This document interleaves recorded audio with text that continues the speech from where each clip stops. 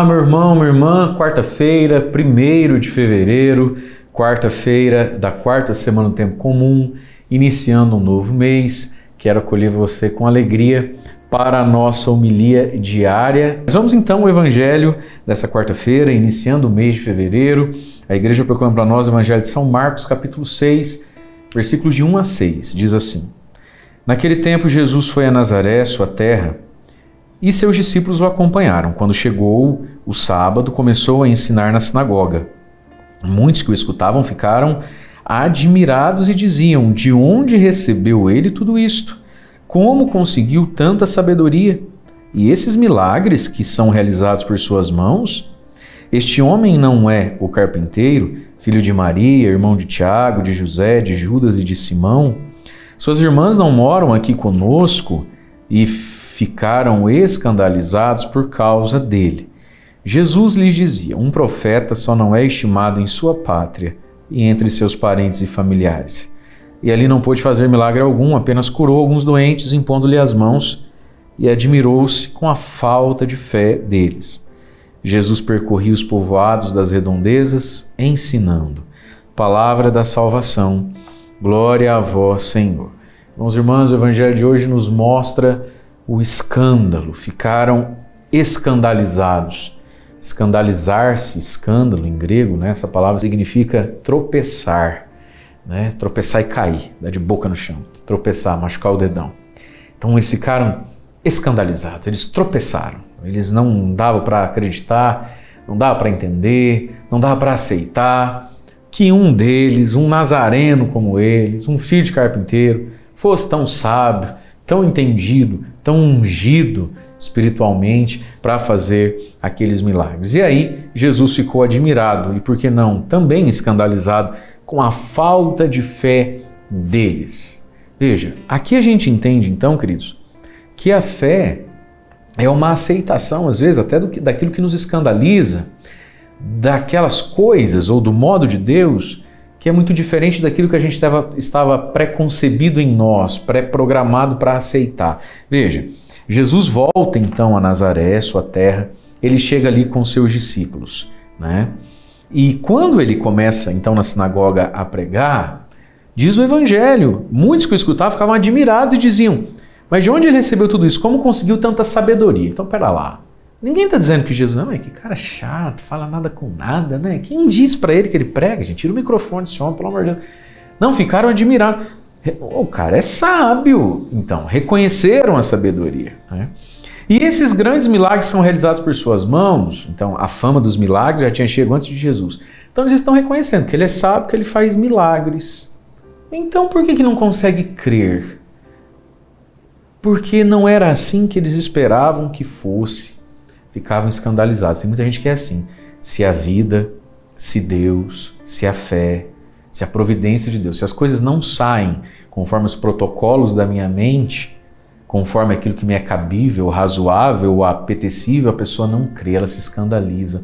Ora, meus amigos, mas são vocês que estão dizendo que ele é sábio. São vocês que estão dizendo que ele faz milagres. Então qual é a dificuldade de crer? Qual é a dificuldade de se abrir? E aí vem uma frase que diz, versículo 3, este homem não é o carpinteiro? Sim, ele é o carpinteiro. E qual é o problema? Um carpinteiro não pode ser sábio? Um carpinteiro não pode ser cheio de fé, de unção do Espírito Santo? Ele não é filho de Maria, irmão de Tiago, José, Judas, seus irmãos estão aqui conosco, pequeno parênteses. Sim, ele é filho de Maria, e sim, ele é irmão de Tiago, José, Judas e tem irmãs. Mas a tradição da igreja, a primeira comunidade cristã, sempre soube que Tiago, José, Judas e irmãs eram a parentela e não irmãos de sangue, não irmãos de barriga de Nossa Senhora. Isso é mais que claro. Essa expressão aqui, irmãos, é para dizer da parentela de Jesus. Se fosse diferente disso, a igreja sempre acreditaria diferente disso. Quando a igreja ensina que Maria só teve Jesus, que Jesus não teve irmão de sangue, é porque isso é do cristianismo desde sempre, com todo respeito. Você compra uma Bíblia hoje, lê, tá vendo, tá escrito irmão. Fecha parênteses, estou paciência com isso não. Volta aqui. Mas aqui tem algo então, veja. Esse escândalo, né, da encarnação de Deus e esse escândalo do cotidiano, né? Então, o primeiro escândalo aqui é escandaloso para eles, né, aceitarem o Deus feito carne, né? É escandaloso isso, que Deus se fez carne. E que Deus, então, é esse tipo de carne, esse tipo de homem. Ele não é rico, ele não é poderoso, ele é meio simples, ele tem discípulos. Então, Jesus que contraria os mimos e as firulas e as frescuras dos vaidosos, né? Mas, junto com esse escândalo, existe também o escândalo da mediação. Pode ser, e aqui eu estou especulando, tá? Vamos fazer um exercício na nossa cabeça aqui. Que quando eles se escandalizaram com Jesus, eles vão argumentando, né? Mas ele não é carpinteiro, ele não é filho, mas ele não é irmão Tiago, José, Judas, Simão, as irmãs. E aqui está. Entre nós e Deus existem as mediações. A própria natureza humana de Jesus é uma mediação entre nós e a divindade dele. Então, existe um meio aqui, que é o quê? Que é o se fazer carne, se fazer homem, se fazer carpinteiro. Mas essa não é a única mediação entre nós e Jesus, entre nós e Deus. Existe essa mediação, às vezes, da família de Jesus. Então pode ser que ouviram Jesus e falaram, tá, bonito, tá certo, mas e o primo dele, o Josete ali, comprou e não pagou, tá sabendo? Então, tá lá dando sermão nos outros, o primo dele, o cheque voltou. E o Judas?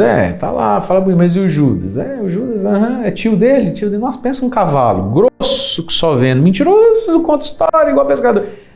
Veja, talvez eles se escandalizaram também com essa mediação ao redor de Jesus.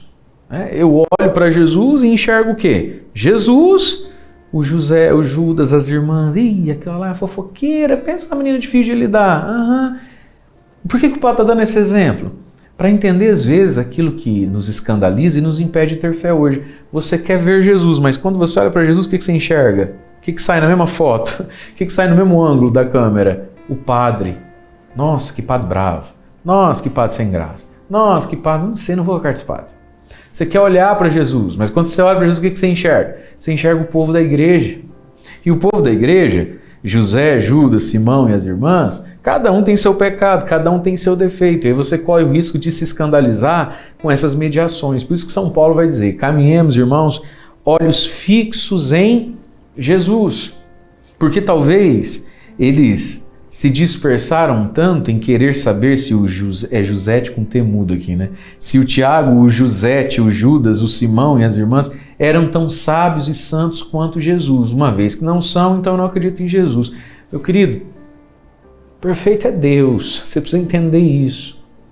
Mas não existe Deus sem essas mediações, sem a comunidade, sem a família de Jesus. E sim, às vezes muito perto de Jesus pode ter gente que não tem nada de Jesus, apesar de muito perto dele. Olhos fixos em Jesus. E aí, olha só, ficam então escandalizados. Escandalizados de que Deus seja homem, tenha se feito carne. Escandalizados de que a carpintaria, de que o trabalho, de que o ser família possa dar, comunicar e expressar fé e sabedoria a alguém. Ora, meu querido, minha querida, onde é que nós vamos encontrar fé, sabedoria, unção, se não é no aqui e no agora da nossa vida, às vezes rodeado de pessoas melhores ou não tão boas? E aí Jesus vai dizer, o profeta só não é estimado, né, em sua casa, entre parentes, amigos e familiares, é aquilo que o povo diz, santo de casa não faz milagre. E é verdade mesmo, só que o santo continua com seus milagres, azar dos chatos lá de casa. Se escandalizaram também porque se sentiam superiores a essas pessoas que julgavam, né? Então, a fé corre esse risco da dispersão, do escândalo, do rasgar as vestes. Você viu o que ela fez? Caminhemos, olhos fixos em Jesus. Mas não tem como você querer esse Jesus purinho. As pessoas sempre estão fazendo parte disso que nós falamos sobre Jesus e convivemos e vivemos e celebramos Jesus, e ali é triste, né? Não fez milagre algum, apenas curou algumas pequenas doenças. E aí eu vou grifar de verde palmeiras, que é uma cor de um time, então é um versículo triste. Admirou-se com a falta de fé deles. Não tiveram fé em nada, nem em ninguém. E talvez estavam escandalizados porque não tinham fé também em si mesmos. Nunca um nazareno foi importante. Agora apareceu o primeiro. É como se estivesse dizendo, gente, essa nossa cidade, esse nosso jeito, essa nossa sinagoga, nunca que isso aqui vai produzir alguém sábio. Nunca que isso aqui vai produzir alguém capaz de curar um doente. Então eles também não tinham fé nem neles mesmos. Mas, queridos, peçamos hoje ao Espírito Santo de Deus que amoleça o nosso coração, esclareça a nossa inteligência, tire o nosso orgulho, a nossa soberba, para que nós não fiquemos escandalizados com tudo isso que entre nós e Deus, entre nós e Jesus, é um tanto quanto bastante humano mesmo. Deus abençoe você. Em nome do Pai, do Filho e do Espírito Santo. Amém.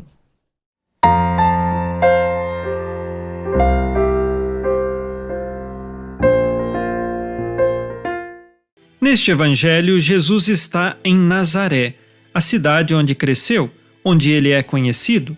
Na realidade, nem chegava a ser uma grande cidade, era um pequeno povoado. De pessoas simples e humildes, Jesus é uma delas.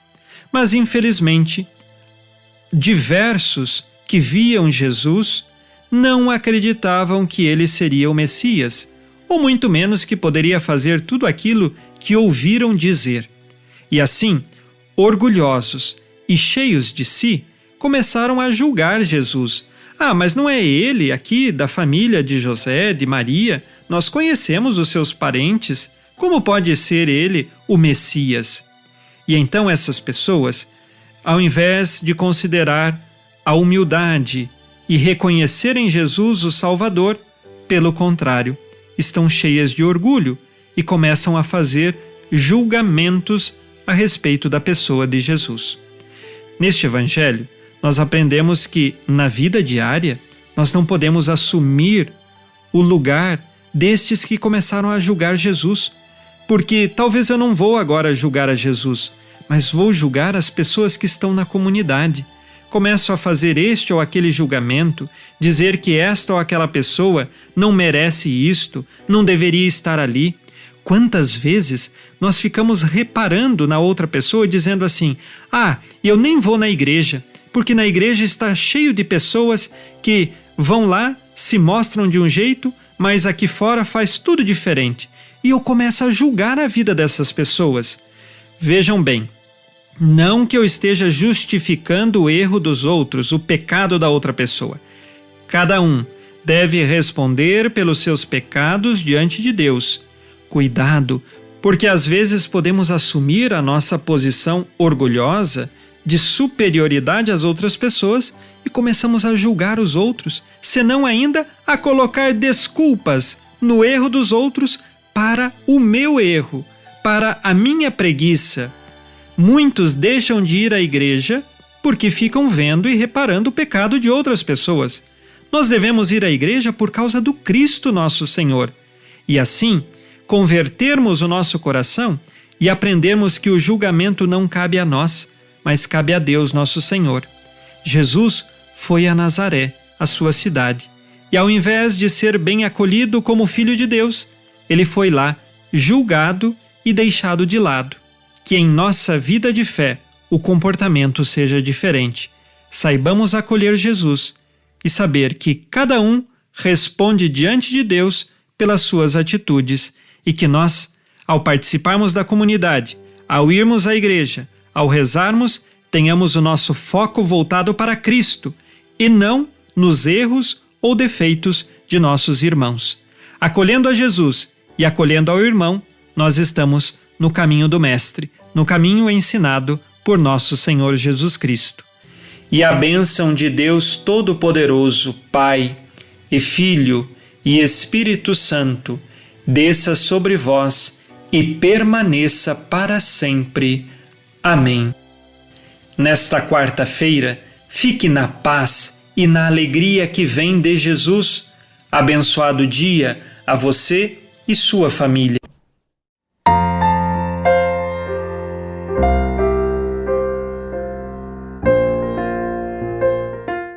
Em nome do Pai, do Filho e do Espírito Santo.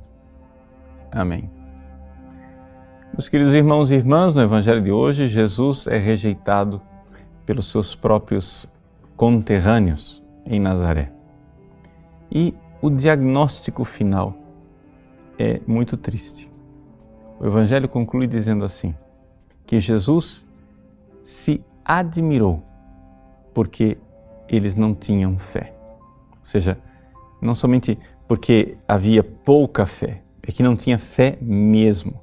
Aquilo que nós temos no Evangelho é a palavra apistia. Apistia, o alfa privativo, quer dizer não, pistes, quer dizer fé, quer dizer que eles não tinham fé. Eles não estavam dispostos a crer em Jesus. Mas o que é que isso significa na prática? O que é que significa não ter fé? Bom, para a gente entender o que é não ter fé, nós precisamos saber o que é a fé. Veja, a fé, em primeiríssimo lugar, é uma virtude infusa, é algo que Deus derrama em nosso coração. Portanto, só tem fé quem Deus dá. Ou seja, se alguém tem fé é porque Deus deu esta fé. Aí você vai chegar e dizer assim, mas se é assim, então o pessoal de Nazaré estava desculpado. Coitadinhos, eles não tinham fé porque Deus não tinha dado. Sim, só que acontece o seguinte, a fé é um dom que Deus quer dar a todos. E não somente isso, a todo momento Ele está falando no seu coração, a todo momento Deus tem uma palavra dentro de você convidando você à fé. É a graça de Deus que está no seu coração, batendo na porta.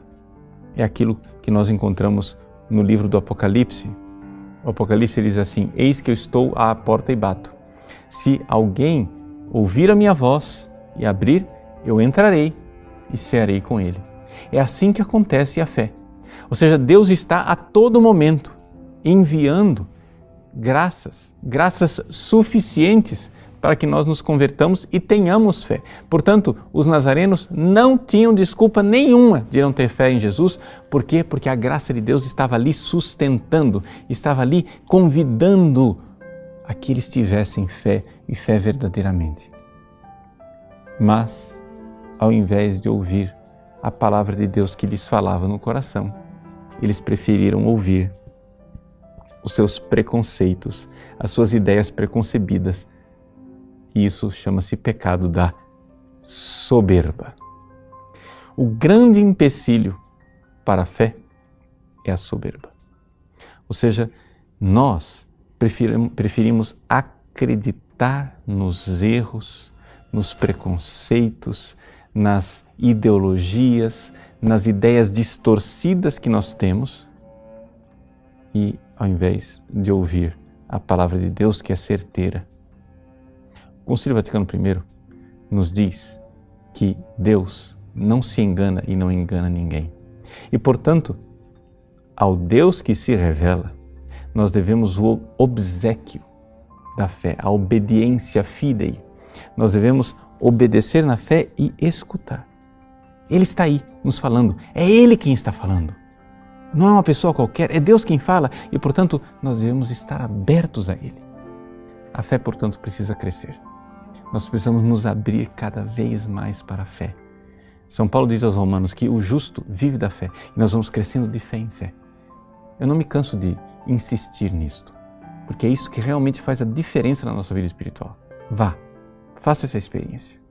Peça a Deus a fé. Essa é uma oração infalível. Se você pedir para ganhar na Mega Sena, isso não é infalível. Mas se você pedir para ter mais fé, isso é infalível. Deus irá dar a você, como Ele queria dar aos nazarenos. Mas infelizmente eles não receberam, o que causou em Jesus uma grande tristeza. E então Ele se admirou pela sua falta de fé. Que Jesus, olhando para você, não se admire disso, mas ao contrário, fique feliz e alegre de ver como você está aberto à graça e ouvindo a palavra que se fez carne. Deus abençoe você. Em nome do Pai, do Filho e do Espírito Santo. Amém.